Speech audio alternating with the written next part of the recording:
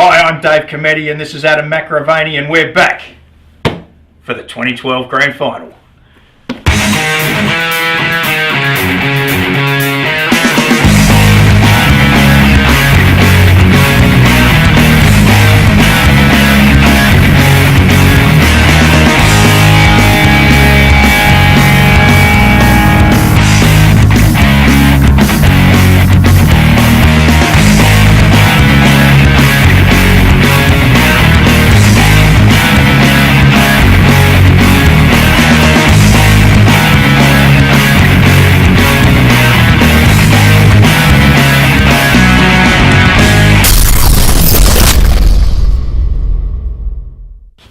Welcome to Mills Park for the 2012 Grand Final between Ellenbrook Football Club and the St Norberts. It's a great day here, plenty of sunshine, conditions are great. My co-commentator David, what are your thoughts on today's game? Well Adam, I'm really excited about today. I think it's a great day for footy. The weather is absolutely perfect. You normally get a big breeze blowing through here at Mills Park, but today it's nice and still. So the weather gods are certainly smiling on us.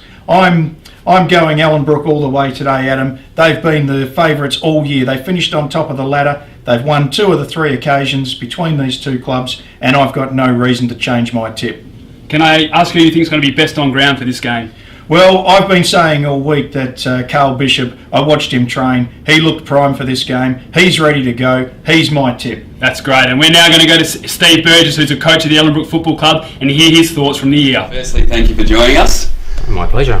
You took some time away from Ellenbrook when you were a coach down there. You came back as an assistant in 2011 for the league side and then took over the reserves job in 2012. What were your reasons for these decisions? The reason I took a break was I started a new business and I didn't know how much that would affect my time in the coaching. And if I'm going to coach, I want to be 100% committed. So I wasn't sure how that was going to affect it. Then when I came back in 2011, Hatchie just sort of said to me, I'd like to help out, get back into it and help me be an assistant coach. So I thought, yeah, why not? Again, the business was doing all right, but I didn't think I really wanted to commit that much to it. And he says, look, don't turn up training, just help me on the day. But as it turned out, I was there all the time anyhow. But yeah, so that's the reason. And then 2012, I thought, well, yeah, I'm ready to get back into it. So that's why I took over. 2011, the boys won the flag. You came in as coach 2012. Did you feel any expectations, or did you feel the side had expectations to do the same again this year? No, not really. Look, at the end of the day, I just decided, that if I worried about what they'd done in the past, it could affect how I did things. So I just wanted to go out there. I knew from start of pre-season training they had a pretty good base side. The numbers in the league and everything, so I knew that they'd have a good side. It was just a matter of them gelling and everything working, and let it take its course. The boys started well with some nice early wins in the season. Did you feel that the team had the X factor or the components to win a flag in 2012? After our first game, obviously that was a bit of the one that was really to see where we stood, because we had a game against a scratch against Bassendean and we didn't have a full side, so that meant nothing really. The first game against East Fremantle, because they were a finals contender last year, so that was really the one to decide how we were going to do. When we beat them comfortably, I thought to myself, it was only early days, but I thought, okay, we've got the making of a side that we're going to be right there when the time comes. A game really stands out for me, Darnell Morley at home. It was a draw. You were very passionate about this game and a few things went through. Did you critically analyse this game and have any queries over the side after this draw? Not too much. Look, I think that the draw, we just let ourselves down. We had the right team, everything. I just think that at the end of the day, when we really needed to step up, we didn't, and that was a little bit of a turning point towards the real back end of our season. We just didn't, and the boys learned a lot from that.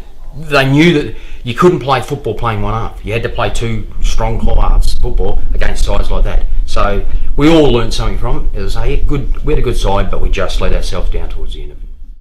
You make the finals, top of the ladder, reigning premiers, and you're facing St Norberts. You lose this match. What were your thoughts, and what was next to keep the season alive? Look, again, I thought on paper, and it's easy to say on paper, look, we had a strong side. There's no doubt about it. I was happy with the side. We went out and I just think we thought the job was done at half time. we just didn't come out after half time, played the football. We played, we let them right back in the game, and then we had to sort of try and chase it down a little bit in the last quarter, and we just weren't good enough. It was just disappointing. Do or die match against Darnell and Morley. The boys bounced back, played well. What was next to beat St Norbert's?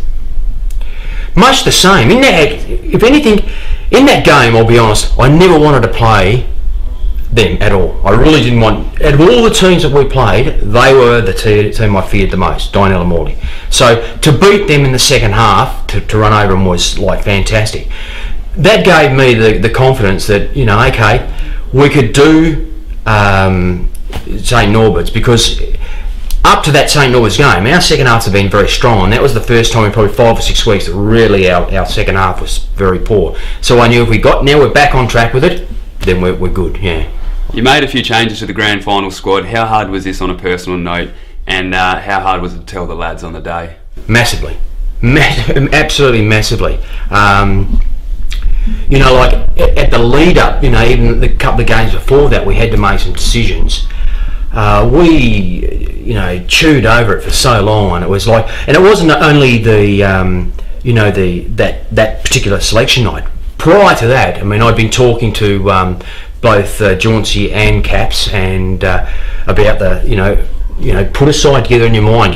We've got all these blokes, they're all fit, we're all going to be raring to go. You need to, we don't want to be sitting there 3 and 4 hours in still arguing about it. And luckily, there wasn't any arguments. It came down to players, and it was damn hard. It was really probably one of the hardest things in football to do, I think. So after the tough week, you're into the GF. Siren goes, it's half time, you're down by 21 points against a side who'd beaten you 2 weeks before and had all the momentum. What had to change, and what were you thinking? There's no doubt about it. 21 points was further than I really would like. Obviously I would have loved to have been in front at half time, but 21 points really concerned me. But on the other side of the coin, I was really confident in our blokes' ability. I really did think that the ability of the blokes and the desire to win, we'd done so much hard yards and got there. They weren't going to throw it away. And as I say, our second halves, apart from that, against them 2 weeks earlier, we'd really done some work on that and made sure that. So it wasn't going to throw it away. They were going to win. They had to take the game. We were never going to give it to them. And to the boys' credit, we worked hard and we just chipped away and chipped away. Look, the move put Luke out forward, and I won't take any credit for that. Hatchie had a word in my ear. She said, look, he's not doing much down back. Why don't you try him there? We did that, and it turned out to be a good move. As you said, the boys chipped away, 3/4 time. You're back in it. It's still close.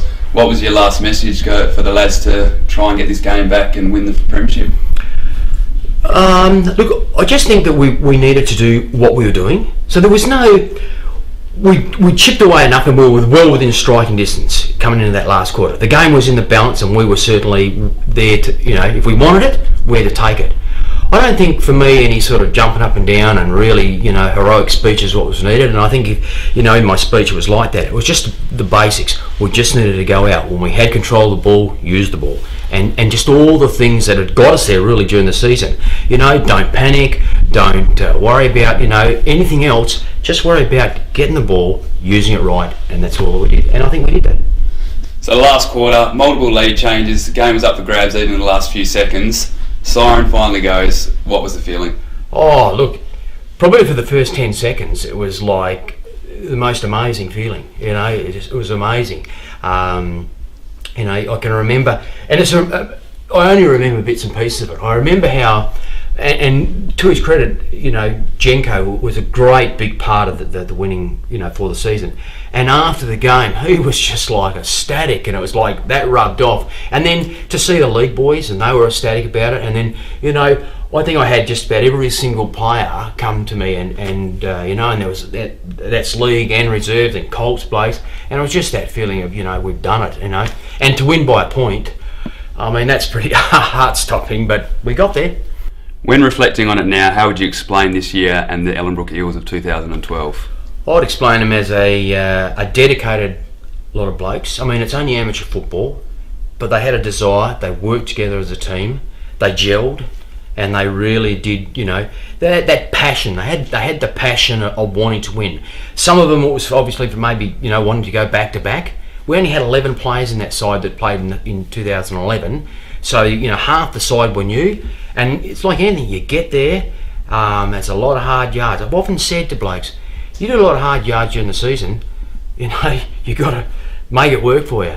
And I think that's what happened. I think everybody was maybe on the same page. They all thought about the same thing. We've done the hard yards. Let's not let this get by us. Well, Steve, thank you very much for your time. Congratulations on winning your first premiership as coach at Ellenbrook Eels. Thank you.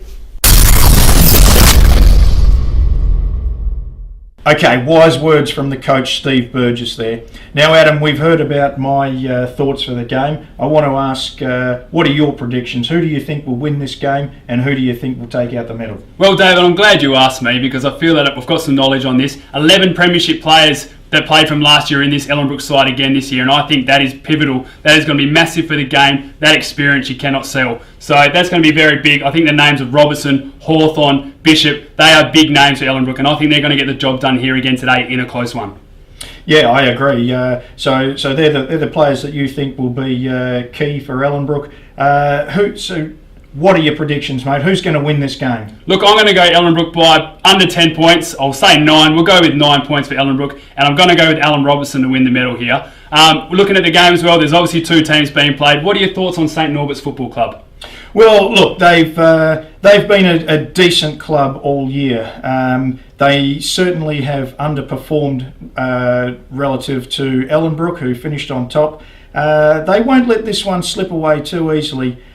Just to mention one of their players, I think a massive in for them is Mike Hunt, who came across from Naranda. We commentated on him last year. He was playing for Naranda against Ellenbrook. Here he is. He's been traded out. Now, the reasons behind it have not fully come out, Adam, but the rumours are that he was sleeping with one of his teammates' wives. It was most upsetting. It came out in the press. It was most upsetting for his wife, Kate. He was having an affair with Edith Hand, who is, of course, the wife of one of the other players. Jack Me Off, I think it was. I think we can say that name now, Jack Me Off. That's right. However, the players all confronted him and said, listen, Mike, you can't have your Kate and Edith too. Well, that's a big pickup for St Norbert's because he was a very good player. And Mike Hunt, he can be scratchy sometimes, but he's a hard performer. He goes in well, and he could be a big name. Now, looking at Ellenbrook's side compared to last year, there's a few big differences, and the forward line's one for me that stands out. How do you think Ellenbrook's forward line's going to go today, and where are they going to get the goals from to win this match? Well, listen, they may not have the big name players that they had in their forward line last year. However, what they do have is they have hard workers and younger legs. If you remember, as talented as that forward line was last year, Adam, it was a little heavy and old in the legs. And what Steve Burgess has done is a couple of those players, they've been outed, and a couple of them not too happy about it. I think for mine, big improvement to the forward line. So a lot faster team on paper, which could Definitely. be vital. We're going to go down to the rooms now, and I think number 5, Jared Hawthorn's just getting a rub down. Oh, yeah, just a little bit. That's it. Open that a little bit. Deep burn. Deep Oh, we're rolling. Look. Jared Hawthorn here getting a rub by the physio, and there's some big quads. He has got massive quads, Adam, and I just to be part of it, I just envy being Matt, the physio there. Look at those two Rogers Look brothers. at the Roger boys. I'm just wondering where the rest of the team is. I mean, Jared Hawthorn's in there. Is that all for today? Well, there was somebody that Bend Over in the corner. No, of course, because Bend Over is for St. Oh, there is Wayne Maiden. Okay, he was bending over. But. Yeah, I thought that's what I call looking up old friends. Just watching the Eels warm up, getting ready for the big grand final, and they look pretty excited out there, Adam. They do, and it's quite loud out here on the ground. You can see them just doing some run-throughs, some veteran heads there that are just soaking in and probably talking to the kids, which is vital. Some leaders out there getting their hands on the balls. Very vital work at this time of the game, and I think they're looking really ready for this. Yeah, well, they are.